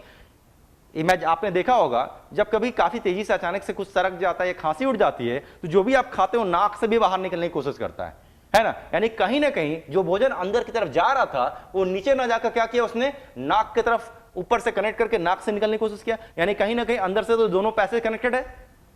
तो उव्यूला का यही काम है कि भोजन को नाक के रास्ते बाहर ना निकलने दे। यानी यहां से जो भी आपने खाया, अगर ये भोजन नीचे ना जाकर, अगर ये भोजन नोज के रास्ते ऐसे आने की कोशिश करेगा तो उव्यूला उसके रास्ते को क्या करेगा? बंद करेगा। नतीजा भोजन नोज से ना आए। देखिए फंक्शन मैंने बता दिया। What is the function of uvula या वेलम पैलेटाइन? इसका फंक्शन है कि अगर आवश्यकता पड़ी तो नाक से भोजन ना निकले, ये क्या करेगा? इंटरनल नोज को क्लोज कर देता। तो इसका डायग्राम कब समझने का मौका मिलेगा? यहीं पर थोड़ी देर बाद मैं डायग्राम बनाऊंगा, तब आपको समझ में आ जाएगा। अभी बना देता हूं, थोड़ा सा इसको मैं क्लियर कर देता हूं जहां तक हूं, इसको समझ में आने का मौका मिलेगा। लेकिन साइड में क्या नजर आ रहे हैं? साइड में मुझे नजर आ रहे हैं कुछ फुले हुए स्ट्रक्चर यहां पर नजर आते हैं। सॉफ्ट पैलेट से जुड़ा हुआ है, सॉफ्ट पैलेट से जुड़ा हुआ है। इस स्ट्रक्चर को नाम देते हैं हम लोग पैलेटाइन टॉन्सिल। पहले तो आपको एक टॉन्सिल वर्ड से पहले परिचय कराना होगा। व्हाट इज टॉन्सिल, तब आप जानेंगे what is the function of palatine tonsil. Suppose कीजिए अगर हम लोग चाहते हैं कि किसी रूम के अंदर या किसी स्थान पर बाहर से किसी की एंट्री को रोका जाए, तो अगर बाहर से किसी व्यक्ति की एंट्री को अगर किसी रूम के अंदर रोकना होगा तो उस रूम के दरवाजे पर साइड में बाहर की तरफ ही किसे बैठा कर रखना होगा? गार्ड को बैठा कर रखना होगा, जो गार्ड इस चीज को रेगुलेट करेगा कि अनावश्यक किसी व्यक्ति को प्रवेश ना हो जाए। सेम हाल टॉन्सिल की है। These tonsils are nothing but they are just like guard.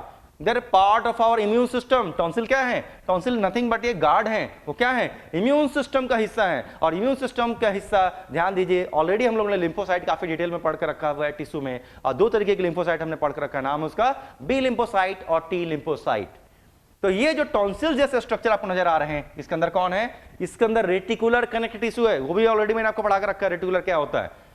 तो टॉन्सिल्स के अंदर रेटिकुलर कनेक्टिव टिश्यू है और 2 तरीके के लिम्फोसाइट्स भी है। नाम है बी लिम्फोसाइट और टी लिम्फोसाइट। और ये किसका इंतजार करते हैं? इंतजार करते हैं कि काश कोई एंटीजन से इसका सामना हो, और सामना हो तो एंटीजन को अंदर ना जाने दे और उसे वहीं पर मार डाले या मारने के लिए परिस्थितियां पैदा कर डाले।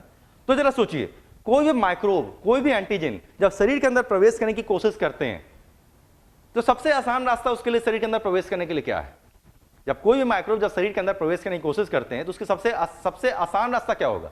क्या उसके लिए हमारे स्किन को या मसल्स को फाड़ करके शरीर के अंदर घुस जाना आसान काम होगा? जवाब है नहीं कर सकते। बहुत थिक लेयर है, ऐसा नहीं हो सकता। तो किसी भी माइक्रोब यानी एंटीजन के लिए शरीर के अंदर प्रवेश करने के लिए सबसे आसान रास्ते क्या हो सकते हैं? कुछ ओपनिंग्स, हमारे शरीर में क्या है? कुछ ओपनिंग्स बने हुए हैं। तो जरा सोचिए क्या क्या ओपनिंग बने हुए हैं। नोज, नोज से होकर कोई भी चीज अंदर प्रवेश कर सकता है। और क्या बना हुआ है? माउथ, माउथ से होकर कोई भी चीज प्रवेश कर सकता है। एनस, एनस से होकर प्रवेश कर सकता है। यूरेथ्रा, यूरेथ्रा से होकर प्रवेश कर सकता है। यानी शरीर के अंदर एंट्री करने के कई सारे रास्ते बने हुए हैं, तो उन रास्तों को क्या करना होगा? बचाना होगा ना। तो माउथ से अगर कोई इंफेक्शियस एजेंट अगर घुसने की कोशिश करेगा तो क्या होगा? तो ये दोनों टॉन्सिल्स उसे क्या करेंगे? रोकने की कोशिश करेंगे, क्योंकि इसके अंदर क्या है? लिम्फोसाइट्स हैं और सारे के सारे डब्ल्यूबीसी भी मौजूद हैं। और आप जानते हैं कि डब्ल्यूबीसी जब फाइटिंग करते हैं तो क्या क्या घटनाओं को अंजाम देते हैं। तो क्या इसके अंदर जो बैठे हुए डब्ल्यूबीसी हैं वो जो एंटीजन से फाइट करेंगे, माइक्रोब से फाइटिंग करेंगे जब भी वो घुसने की कोशिश करेगा? तो क्या उस फाइटिंग के कोशिश में क्या इस टॉन्सिल में इन्फ्लामेशन हो सकता है? ऑलरेडी मैंने आपको इन्फ्लामेशन भी समझा दिया है।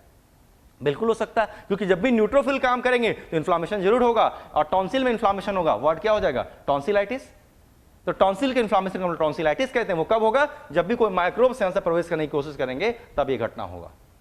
लेकिन क्वेश्चन है, क्या टॉन्सिल सिर्फ यही एक है? जवाब है नहीं। टॉन्सिल सिर्फ यही एक नहीं है। टॉन्सिल्स कितने हैं? टॉन्सिल्स 4 तरीके के होते हैं। तो साइड में चलिए हम लोग लिखते हैं, एक वर्ड मैंने लिख दिया, टाइप ऑफ टॉन्सिल्स।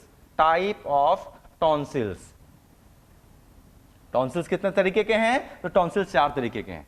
अभी जिस टॉन्सिल को हम लोग पढ़ रहे थे उसका नाम क्या था? उसका नाम है पैलेटाइन टॉन्सिल। वैसे ही इमेजिन कीजिए, ये तो आउटर नोज है ना, उसका नेजल पैसेज है, और ये नेजल पैसेज जहां समाप्त होता है वहां पर भी 2 छेद है। वो क्या? इनर नोज है। तो इनर नोज जहां पर समाप्त, यानी जो नेजल पैसेज जो कि एयर को लेकर जा रहा है, कहां तक जाएगा? Inner nose. और इनर नोज के अंदर, इनर नोज के अंदर के सरफेस पर वहां पर भी छोटे छोटे ऐसे ही कुछ स्ट्रक्चर्स पाए जाते हैं, यानी टॉन्सिल्स पाए जाते हैं। पहले तो उसका नामकरण कर दे। उस टॉन्सिल को कहते हैं लोग फेरेंजियल टॉन्सिल, है ना। यानी जिस टॉन्सिल को मैं बात कर रहा हूं उसका नाम क्या होगा? उसका नाम होगा फेरेंजियल टॉन्सिल। उसी को और क्या बुलाते हैं? उसी को हम लोग बुलाते हैं एडिनोइड्स। लेकिन जवाब है, क्या वाकई ये सबके पास है? जवाब है नहीं। यानी जहां पर इंटरनल नोज समाप्त होता है उसके बगल में भी 2 फूले हुए स्ट्रक्चर नजर आएंगे। नाम क्या रखेंगे? फेरेंजियल टॉन्सिल, एडिनोइड्स उसको कहते हैं। लेकिन सबके अंदर नजर नहीं आता। किसमें नजर आता है? सिर्फ 7 साल तक के बच्चों में ही लगभग नजर आता है। यानी जन्म के समय होगा, जन्म से लेकर अभी भी मौजूद रहता है बच्चों में, लेकिन लगभग कहा जाता है कि 7 साल की उम्र होते होते उसके बाद क्या हो गए? ये डिसअपियर हो जाते हैं, उसके बाद इसकी जरूरत नहीं पड़ती। यानी फेरेंजियल टॉन्सिल, एडिनोइड्स कब तक पाए जाते हैं? Up to the age of only 7 year. 7 साल तक के बच्चों में ही पाए जाते हैं। ऐसा क्यों? आप पूछेंगे ऐसा क्यों?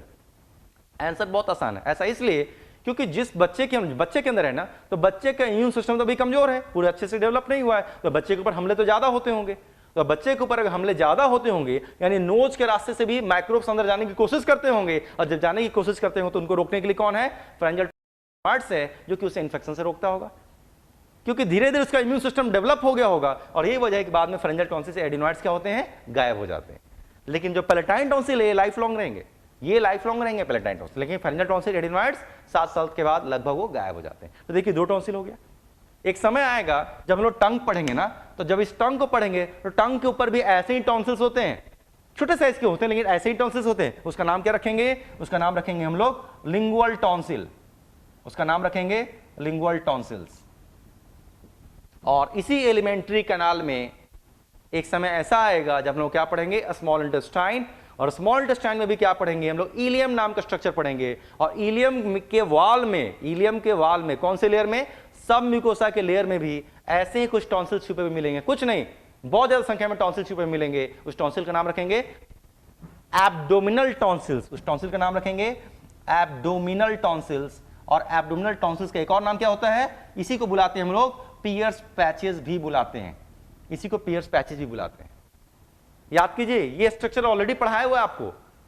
यही तो वो एब्डोमिनल टॉन्सिल्स या पियर्स पैचेज हैं जिसकी मदद से मैच्योर कौन होते थे? जिसकी मदद से बी लिम्फोसाइट मैच्योर होते थे। ऑलरेडी पढ़ाया हुआ ये भी है ना। इम्यून सिस्टम को याद कीजिए, बी लिम्फोसाइट्स इसी एब्डोमिनल टॉन्सिल्स या पियर्स पैचेज की मदद से मैच्योर होते थे, जो कि किसके इक्विवेलेंट होते थे? जो कि बर्सा फैब्रिकस के इक्विवेलेंट होते थे, जो कि बर्ड्स में है। तो ये भी पढ़ाया हुआ है। यानी टॉन्सिल शरीर में कितने स्थान पर है? 4 स्थान पर। अभी हम लोग क्या पढ़ रहे हैं? पैलेट है, पैलेटाइन टॉन्सिल। एक समय आएगा जो फेरेंजियल टॉन्सिल से एडिनोइड्स, मैं इमेज बनाऊंगा तो उसका स्ट्रक्चर आपको दिखेगा।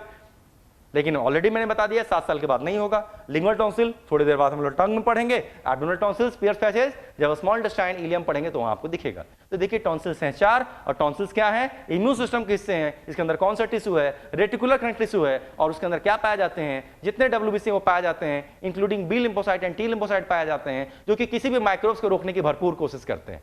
देखिए एक बार में मैंने सभी के आंसर लगभग यहां पर दे डाले। आएगा जब इसको पढ़ने की बारी आएगी तो आएगा बारी बारी से। तो अभी तक किस टॉन्सिल को मैंने समाप्त किया? पैलेटाइन टॉन्सिल को समाप्त किया। कभी जहां भी टॉन्सिल की बारी आएगी मैं उसको यहां पर इंक्लूड कर दूंगा। तो अभी तक हम लोग जरा सोचिए खत्म क्या कर रहे हैं, वापस जरा सोच के देखिए हम लोग कहां पर थे। माउथ खत्म किया, माउथ के अंदर क्या स्पेस में आ गए थे, वेस्टिब्यूल बोल दिया, उसके अंदर क्या स्पेस में आ गए थे, क्या नाम था? बगल कैविटी। अब बगल कैविटी में ऊपर की तरफ क्या पाया जाता है? पैलेट। उसी पैलेट को हम लोग पढ़ रहे थे, उसी पैलेट को हम लोग पढ़ रहे थे जो कि डॉर्सली है।